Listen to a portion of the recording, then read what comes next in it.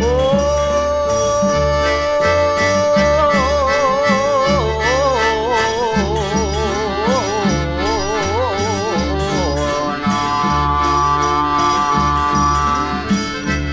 ลาละโน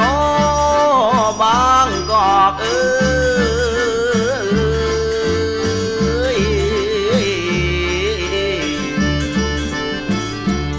ลามุงหมอนที่นอนนุ่